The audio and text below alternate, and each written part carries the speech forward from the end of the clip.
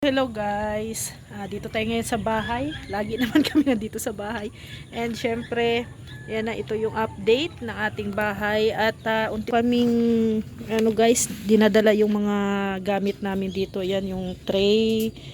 Ayan, dala na namin yung tray. Ayan, ito, dito kami natutulog. Pag gabi guys, nilalapag na din namin yan dyan sa higaan. No? Yan, ito po yung aming sitwasyon sa barracks. Yan. Ito kay Mr. J to. Hindi pa namin nasauli kasi gagamitin pa namin yan pag magbalik yung aming karpintero.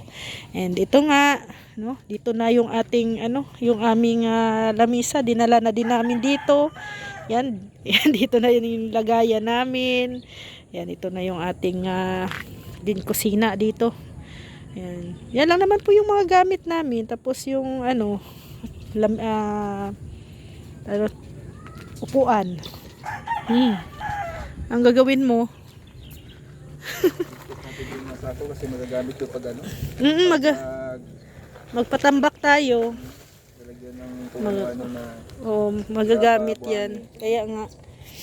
At saka hindi na natuloy yung ating paghuhukay doon sa septic tank natin. Tingnan nga no? natin Kung kaya na. Basa na bukas bababa na. Yan guys, yung balon namin napuno na ulit ng tubig. Ba't itong lugar na to, no? Parang bagyo palagi, signal number 3. Ilang araw baga ang ulan, di ba? Ito talaga yung klima dito. Parang may electric pa na malaki. Yan malusak na naman dito guys kasi ilang araw na pong ulan. Yan. Nababa na. Bumaba. So pag mubaba na yan guys, pwede na naman kaming maghukay ni Rex. Hindi, pumunta dito sila Gary, di ba? Nakita nila to? Sabi daw, Ano sabi? Ha? Na lang, ipantay na lang sa bakod. Patungan lang yan. Patong na lang yan sa bakod daw. Tapos, Silbi yung magiging filing ng septic tank, bakod na rin yun. Okay. Doon sa gilid, doon. Sakto na yan. Hanggang dyan. Dito na lang tayo mag-adjust. Hanggang dito. Daw sa poste. Dito sa may poste hanggang dito. Ang taas. But medyo marami pa tayong Marami pa makuha nito kasi ang ito may kwarto-kwarto daw. Oo nga, may division. Pero yung droppings mo daw sa kabila sa akin. yung deposito. Yung deposito. Kabila kayo. Pero yung siyempre sa septic tank iba. Sa bahay, sa hugasan. Iba din. Pero mag-focus muna tayo sa shower, sa CR. Pero mag-focus muna tayo dito sa una nating wag muna tayo mag-adjust dito kasi kung magpatambak si Abante. Kasi nag-order ako kay Abante ng 5 kubikong lupa. Dapat nga dito tayo nag-una Ha? Kasi wala na, hindi na siya makaganyan yung dyan. Hindi, dito na lang siya. No choice. Total, pinapala din naman nila eh. Mali yung natin ay. Diyan pala tayo una nag-hukay. Hindi dito. Kasi dyan ipaparada yung chariot ay para mabilis. Yan guys So may order pa naman ako kay Abante na 5 kubikong lupa, no? At sakto na yun dun. Tapos dito hindi kasi may CR pa baga. May CR pa, no? Oo, may CR pa. Hindi lang CR, may terrace. May sala pa. Dami pa nating panambak na kailangan.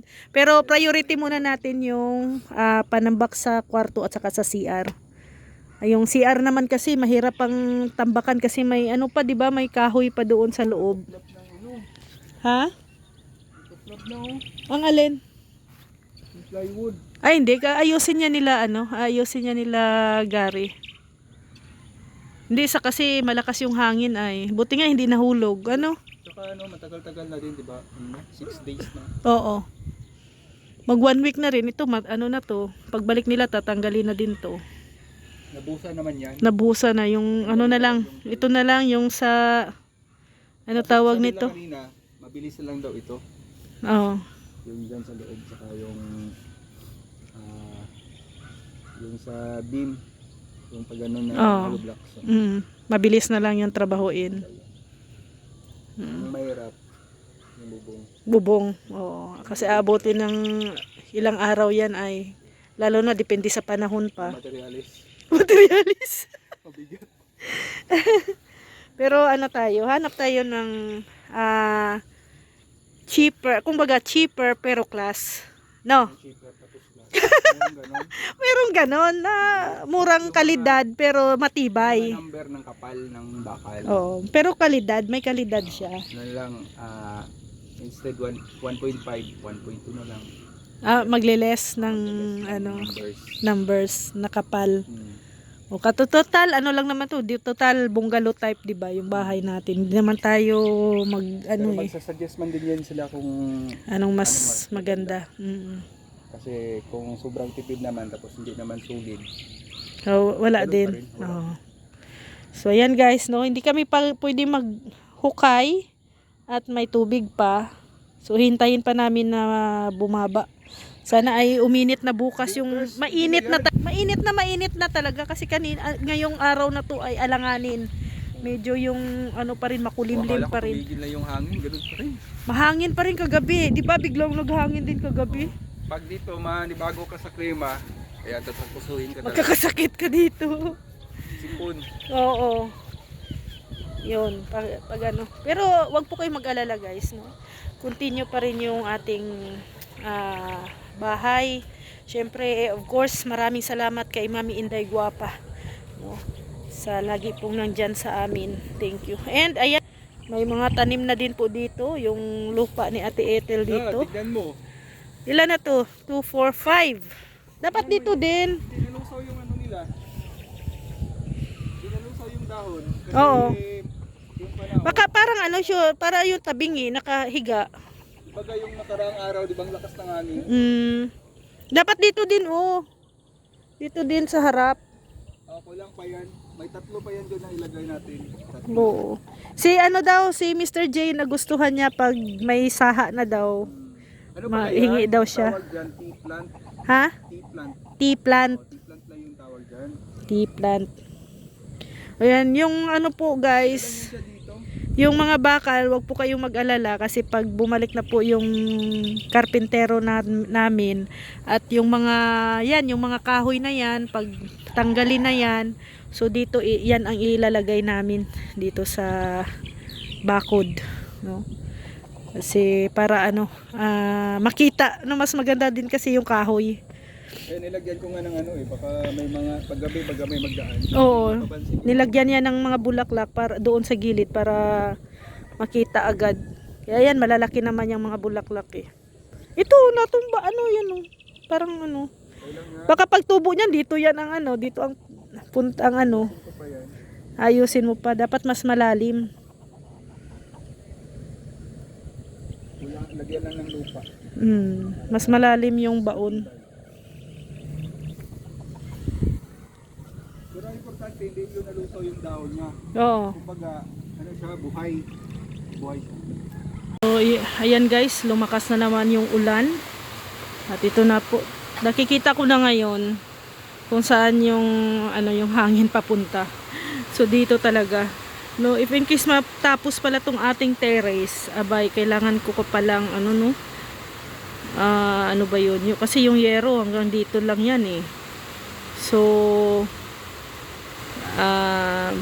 kung maulan, so aanggi talaga, papunta talaga doon, pasok sa ating terrace, no. So ang ano niyan, ang mangyayari niyan, magre-ready na ako ng magiging luna, no, na dito pang ano, panglagay, ilalagay na luna if ever na mag-ulan, no, mag-anggi dito sa gilid, lalagyan yan siya ng luna. And dito naman sa exit, kasi hanggang ano naman to eh, no, 17 ang ano natin dito eh, yero. So lampas, so pag lampas, mga 3 metro ang lampas, 3 meter ang lampas ng ano hanggang doon. So baka hindi na naman aabot, no, hindi naman siguro aabot yung anggi doon ng tubig sa pinto. Kaya nga ano talaga, no? Buti yung plano ko ay yung dito na side ay medyo overlaps ang yero dito sa bandang kusina. Para kung in case na ganito, mag-ulan guys, kasi dito talaga yung ulan ay, no? Dito galing sa gilid. So, pag ganun siya, oh. Pag ganun. So, kailangan talagang, ano tawag nito?